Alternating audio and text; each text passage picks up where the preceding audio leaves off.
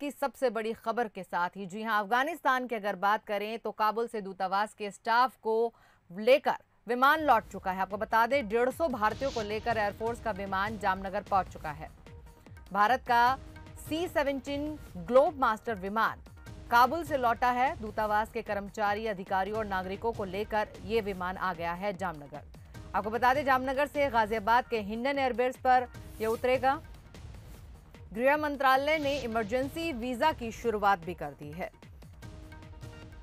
लगातार आपको बता दें कि जितने भी दूतावास हैं अफगानिस्तान में, तालिबान उनको निशाना बनाना चाह रहा है। ऐसे में भारत के लिए एक चिंता का विषय था कि अपने दूतावास के जितने भी कर्मचारी हैं, जितने भी वहां ऑफिसर हैं, उनको सही सलामत वापस बुला लिया जाए। ऐसे में कहेंगे कि सुपर फास्ट तरीके से कदम उठाते हुए भारत ने मिशन एयरलिफ्ट शुरू किया और भारत ने अपने जो राजदूत हैं अफगानिस्तान से वापस बुला लिए हैं। इस वक्त जो तस्वीरें आप देख रहे हैं मिशन एयरलिफ्ट की ही हैं। ग्लोब मास्टर ये प्लेन ये लेकर 150 भारतीयों को लौट चुका है जामनगर, जो कि उसके बाद जाएगा गाजियाबाद के हिंडन एयरपोर्ट पर।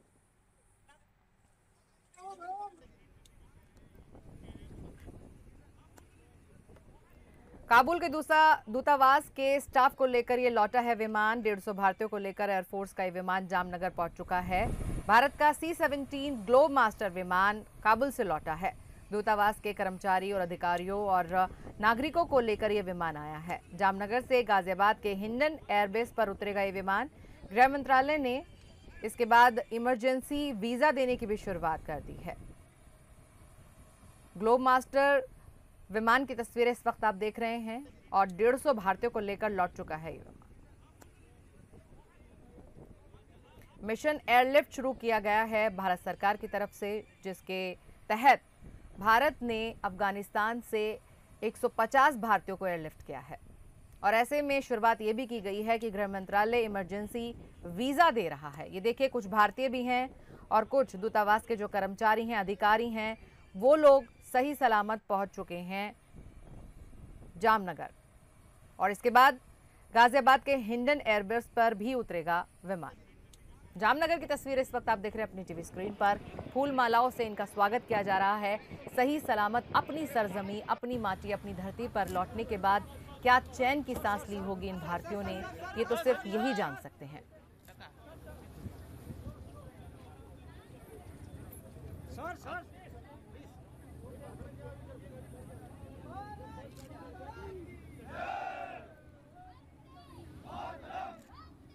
और इसी के साथ ही हमारे जो संवाददाता हैं वेद प्रताप वैदिक जुड़ गए हैं और उनसे हम बात करते हैं। वेद, हमें सबसे पहले यही बताइए, वरिष्ठ पत्रकार इस वक्त हमारे साथ जुड़ चुके हैं। आप वेद जी ये बताइए कि जो भारत के रिश्ते हैं अफगानिस्तान के साथ अब किस तरह के रहने वाले हैं, क्योंकि भारत का तो हम कहेंगे कि एक बहुत बड़ा नुकसान है। इतना कुछ किया था अफगानिस्तान के लिए और अब हालात इस तरह के बन गए हैं, क्या कहेंगे इस बारे में आप? भारत के रिश्ते अगर भारत सरकार की वर्तमान नीति देखें तो मुश्किल में पड़ सकते हैं, लेकिन मैं बराबर लिख रहा हूं कि भारत सरकार को थोड़ा मुस्तैदी का परिचय देना चाहिए। जब तालिबान से ऐसे राष्ट्र बात कर रहे हैं जिनके हजारों सैनिकों को तालिबान ने मार डाला और जिनके अरबों खरबों रुपए नाली में बहा दिए, तो भारत को उनसे बात करने में क्या मजबूरी है। पिछले महीने भर से मैं लिख रहा हूं कि तालिबान से हमको खुलेआम बातचीत करनी चाहिए। मैं जरा याद दिलाऊं कि 1999 में जब हमारा हवाई जहाज हाईजैक हुआ था और कंधार में पड़ा था जी। और मैं न्यूयॉर्क में था, तब प्रधानमंत्री अटल बिहारी वाजपेयी ने मुझे फोन करके कहा कि आप अफगानिस्तान में इतने बरसों रहे हैं, पढ़े हैं, वहाँ पढ़ाया है, आपको सब लोग जानते हैं, हमारे प्लेन को वापस लाना है किसी भी तरह। तो लंदन में मैं पीर गैलानी से मिला। पीर गैलानी ने तालिबान के चीफ मुल्ला उमर को फ़ोन किया, मेरी बात कराई, और तालिबान के जो राजदूत थे अब्दुल हकीम मुजाहिद, जिनसे अभी परसों भी मेरी बात हुई, उस समय वो राजदूत थे, वाशिंगटन में थे, उन्होंने हमारी मदद की और हमारा प्लेन छूट गया। तो तालिबान हमारे दुश्मन नहीं हैं, न हम उनके दुश्मन हैं, लेकिन तालिबान क्योंकि पाकिस्तान के ऋणी हैं, इसलिए पाकिस्तान के इशारे पर वे बहुत कुछ ऐसा करते हैं जो भारत के खिलाफ जाता है जी। लेकिन अब जब तालिबान सत्ता में आएंगे तो पिछले 20 साल में उनके स्वभाव में बहुत परिवर्तन हुआ है। एक तो नए लोग आए हैं, सुशिक्षित लोग आए हैं, जो गैर इस्लामी देशों में रहे हुए हैं जी। उनको गैर इस्लामी सभ्यताओं का अच्छा परिचय है और इस्लामी देशों की आधुनिकता से भी वो परिचित हैं। तो मुझे विश्वास है कि वे सब कुकर्म जो 20-25 साल पहले उनकी सरकारों ने किए थे वो अब दोहराए नहीं जाएंगे। वैसे आश्वासन भी वो दे रहे हैं। भारत के बारे में उन्होंने साफ कहा है कि कश्मीर भारत का आंतरिक मामला है, उससे हमारा कोई लेना देना नहीं है। इसके अलावा भारत ने जो 3 अरब रुपए खर्च किए, 3 अरब डॉलर खर्च किए हैं, 3 खरब डॉलर खर्च किए हैं, उसके लिए हम उसके आभारी हैं अफगानिस्तान में। लेकिन भारत फौज न भेजे ये जरूरी है। तो भारत तो कभी फौज भेजेगा नहीं। 1981 में प्रधानमंत्री बबरक कारमाल ने मुझसे बड़ा आग्रह किया था और मेरे बड़े मित्र थे कि आप फौज भिजवाइए। यहाँ इंदिरा जी ने मुझे पहले ही बता दिया था कि ऐसी संभावना हो सकती है। मैंने उनको मना किया। हामिद करज़ई के ज़माने में हमने मना किया, थोड़ी बहुत मदद हमने की, यानी हथियार वगैरह दिए, कुछ प्रशिक्षण भी दिए, लेकिन हमने फौज कभी नहीं भिजवाई और हमको भिजवाना भी नहीं चाहिए जी। तो मैं समझता हूँ कि तालिबान इन सब बातों को समझते हैं और तालिबान से देश के कुछ लोगों का संपर्क रहा है, लेकिन हमारी सरकार का समझो अयोग्यता है या अपंगता है कि उसने सीधा संबंध नहीं रखा। चीन, रूस, अमेरिका, तुर्की, ईरान शिया देश है, सुन्नियों के विरुद्ध होता है, लेकिन वो भी तालिबान से सीधा संपर्क रख रहा है। तो हमें संपर्क रखने में कोई एतराज नहीं करना चाहिए, उनसे बात करना चाहिए। और तालिबान के पिछले 3-4 दिनों के दौरान एक भी हत्या की खबर नहीं आई है। ये कहीं नहीं लिखा कि पूरा मोहल्ले का मोहल्ला साफ कर दिया या शहर का शहर साफ कर दिया। लेकिन वेद जी, वहाँ पर अभी भी जो हालात हैं वो ठीक नहीं बताए जा रहे हैं। 200 जो सिख हैं अभी वहाँ पर फंसे हुए हैं। उसका कारण क्या है? वो हालात ठीक नहीं होने का कारण लोगों का भय है।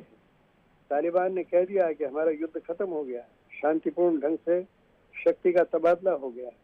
लोग डरे हुए हैं क्योंकि तालिबान का 25 साल पुराना रिकॉर्ड बेहद खराब था। 25 साल पहले उन्होंने वैसी सरकार वहाँ बना दी थी जैसी अब से 1000-1500 साल पहले अगर होती तो वैसी होती। अफगानिस्तान बहुत ही आधुनिक देश बन चुका था।